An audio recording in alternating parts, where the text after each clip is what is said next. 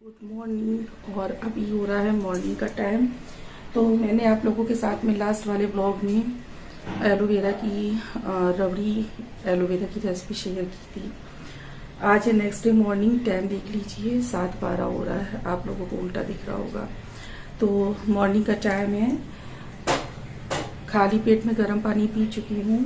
मैंने आप लोगों को बताया था कि मैं इसको खाने का तरीका भी आप लोगों को बताऊंगी, लेकिन वो वाला ब्लॉग जो है ना काफ़ी बड़ा हो गया था, तो मैंने उसमें रहने दिया था। ये है पूरी रबड़ी एलोवेरा की, इतनी सी बनी है, यहाँ तक है, इतनी सी ही बनी है। और इसमें ये जो है ये तुलसी का पत्ता पड़ा हुआ है, क्योंकि सुना है कि मतलब सुना क्या है, आज है सूर्य ग्रहण। अपने भारत में तो नहीं है, लेकिन विचार माना जाता है। तो रात में ही जितना भी सामान रखा था फ्रिज में, जो भी बना हुआ आइटम रहता है, पानी और दूध वगैरह, जितना भी ये सब आइटम रहता है ना, सब में तुलसी दल डाल दिया गया था। तो ये देखिए, इसमें भी तुलसी पड़ी हुई है। और देखिए मैं आपको दिखाऊं, ये कितनी बढ़िया बनी है। देखिए है, बिल्कुल रबड़ी के तरीके से बनी हुई है। ये देखिए, बस ये एलोवेरा का थोड़ा सा वो रहता है ना, तो बाकी एकदम से अगर चाहे तो आप इसकी बर्फी भी जमा सकते हैं। इसमें मैंने कुछ पीसेस भी रहने दिए थे एलोवेरा के, जो कि ये रहे। तो इसको जो खाने का तरीका है ना, सुबह खाली पेट इसको खाना है, क्योंकि कहने को ये स्वीट डिश है, लेकिन ये एक दवा का काम करती है। तो यहाँ पर मैंने ले लिया है 1 चम्मच भर के, और ये 1 सप्ताह के लिए हो जाएगा या 5-6 दिन के लिए। तो ये रहा एलोवेरा, और इसको खाली पेट खाना है। मैं पहले भी एलोवेरा खाली पेट खा लेती थी, डायरेक्ट पत्ते से निकाल के जेल खा लेती थी, लेकिन इधर काफ़ी सालों से नहीं खाया है मैंने। तो चलिए, सोच रही हूँ वो भी शुरू करूँगी, क्योंकि पत्ते ढेर सारे आए हुए हैं। और ये रहा पानी, क्योंकि एलोवेरा है ना, ये मुझसे मुंह में नहीं चबाया जाता है, इसको मैं सीधे कटक लेती हूँ।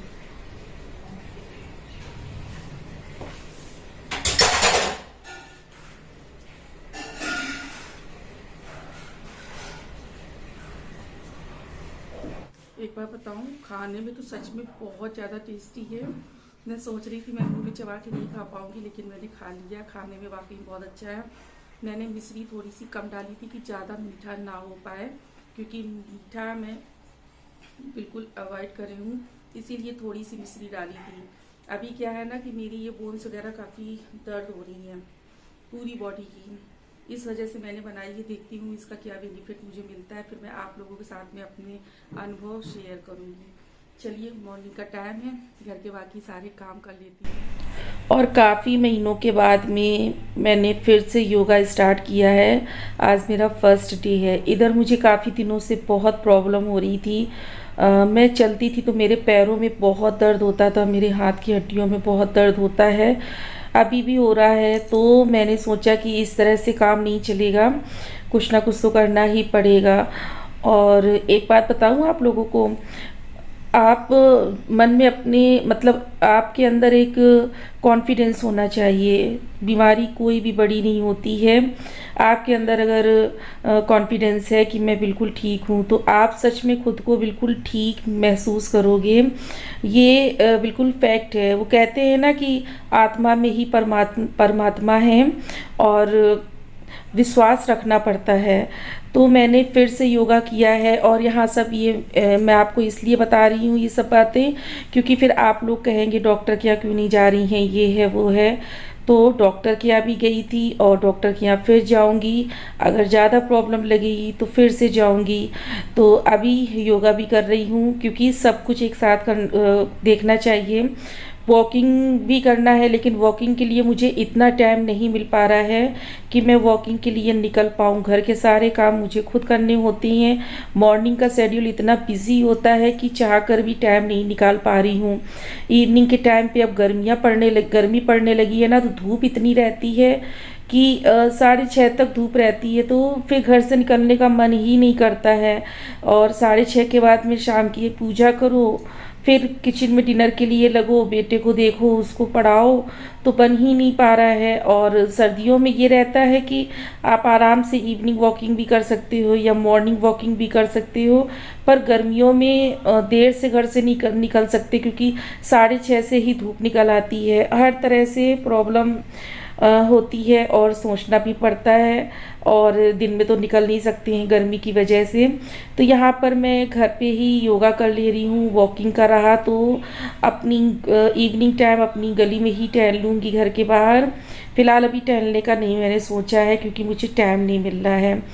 योगा करने के बाद में मुझे सच में बहुत ही ज़्यादा रिलैक्स फील हुआ।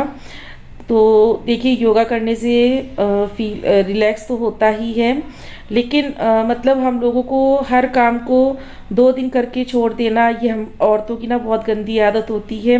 ज़रा सा कोई काम ज़्यादा हुआ तो हम लोग अपना शेड्यूल गड़बड़ कर देते हैं, जो कि हमें नहीं करना चाहिए। तो चलिए देखते हैं कितने दिन तक मैं कंटिन्यू कर पाऊँगी। जो भी रहेगा आप लोगों के साथ में शेयर करूँगी। तो यहाँ पर देखिए, मेरे सारे योगा आसन वगैरह हो गए हैं।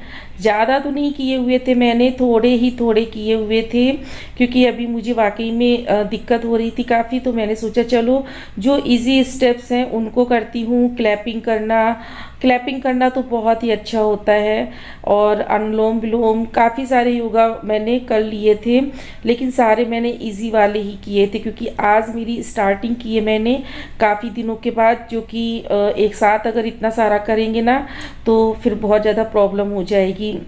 और योगा करने के बाद में आ गई थी किचन में, मतलब तुरंत नहीं, थोड़ा सा रेस्ट किया। रेस्ट करने के बाद में पानी आनी पिया, उसके बाद किचन में आई, क्योंकि मैंने ना एलोवेरा वाली मिठाई खा ली थी, जिस वजह से चाय मैंने उस समय डिले कर दी थी अपनी। अब मेरी चाय बन रही है, इधर चाय बन रही है।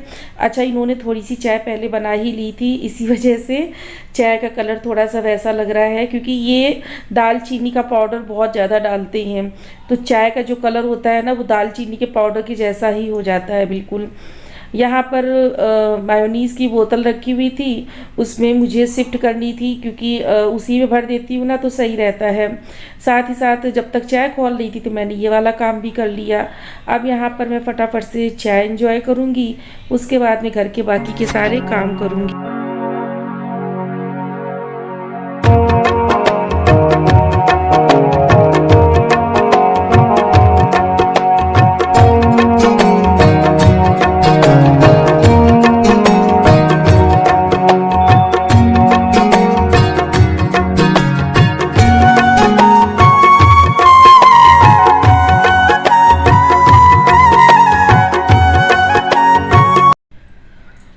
जैसा कि आप लोगों को पता है कि आज सूर्य ग्रहण पड़ रहा है, तो बहुत से लोग हैं जो मना रहे हैं, बहुत से लोग हैं जो नहीं मना रहे हैं।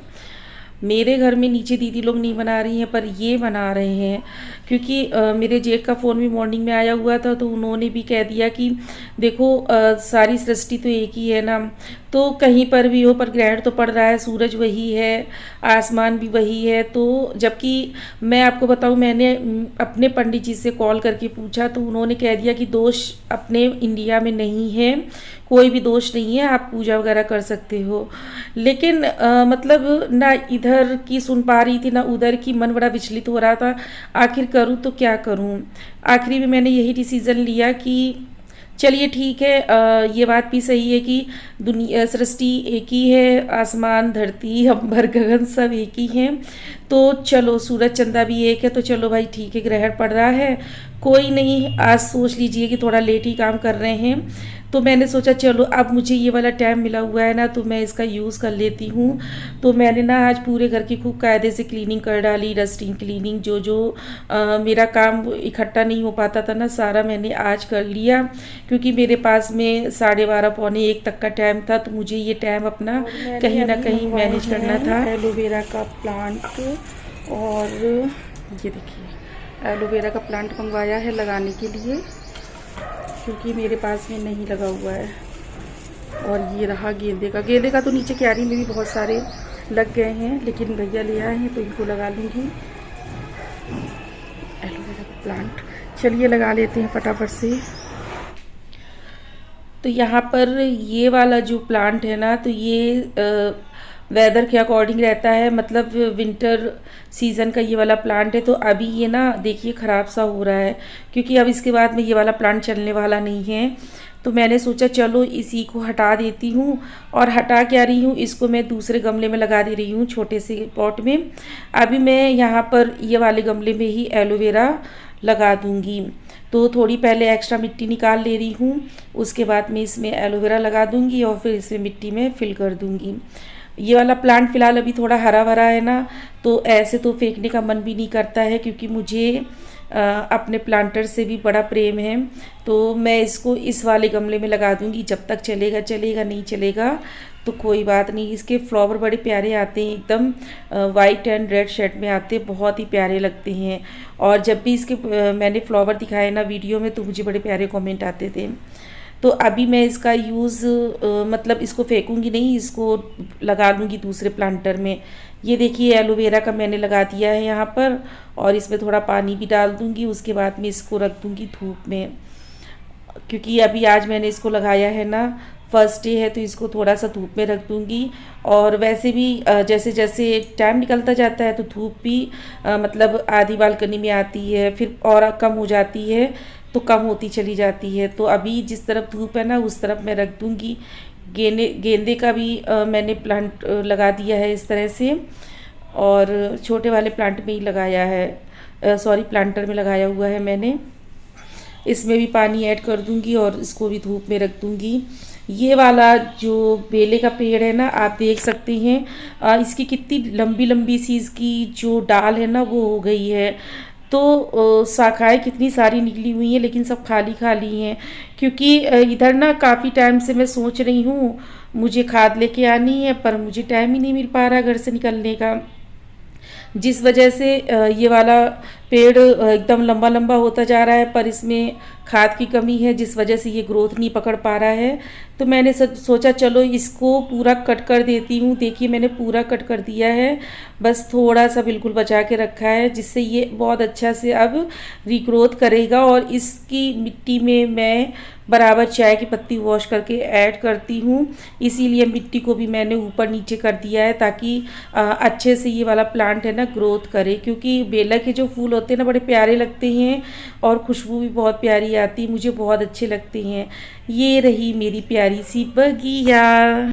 और ये वाला जो पेड़ देख रहे हैं ना इतने सारे, ये कुल्थी की दाल मैंने इसमें गमले में डाल दी थी, तो देखिए कितनी प्यारे लग रहे हैं। अब देखते कुल्थी की दाल आती है कि नहीं आती है। मुझे बड़ा शौक है चीज़ों को इस तरह से, मेथी दाना हो कुछ भी हो, गमलों में डाल देती हूँ, फिर उनका जब पेड़ निकलता है तो मैं बहुत खुश होती हूँ।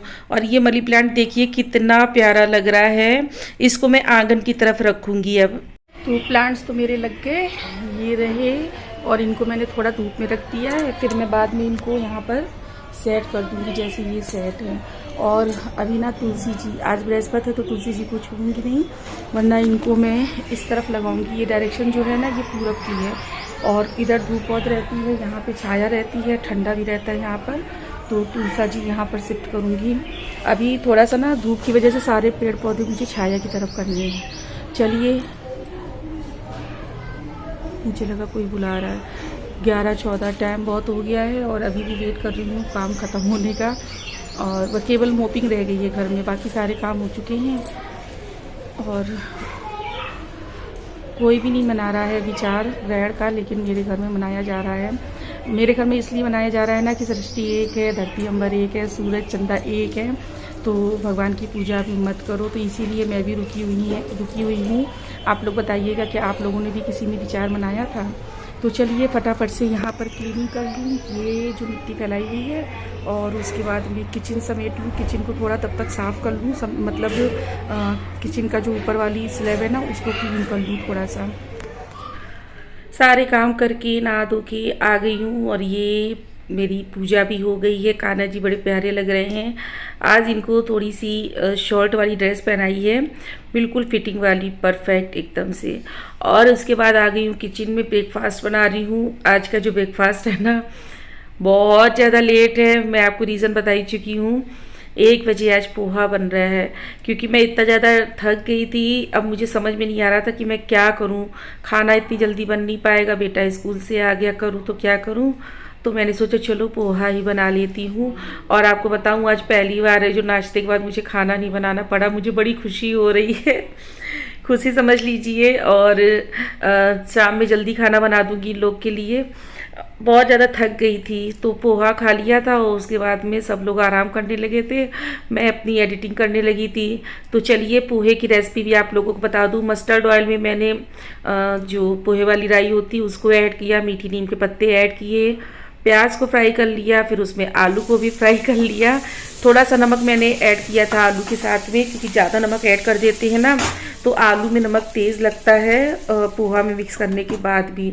अब यहाँ पर आलू और प्याज को अच्छे से कुक होने देंगे। उसके बाद में यहाँ पर हम ऐड करेंगे शुगर, क्योंकि पोहा जो है ना मुझे खट्टा मीठा वाला पसंद है। अगर शुगर नहीं ऐड करेंगे ना तो पोहा नहीं अच्छा लगता है। शुगर करीब मैंने 1.5 चम्मच ऐड किया हुआ है। इसके बाद इसमें ऐड कर देंगे पोहा जो मैंने वॉश करके रखा हुआ था। ये देखिए, इसको ना पोहा को जब ऐड करें तो हाथों से घुमाते रहें पोहा को, जिससे क्या रहता है ना कि पोहा बिल्कुल अलग अलग हो जाता है। इसको बहुत अच्छे से मिक्स कर देंगे, पोहे को लगातार इसको चलाते रहेंगे। यहाँ पर इसमें मैंने नमक ऐड कर दिया है, पहले थोड़ा नमक ऐड कर चुकी थी, उस अकॉर्डिंग मैंने बचा हुआ नमक भी यहाँ पर ऐड कर दिया है। इसको बहुत अच्छे से चला लेंगे।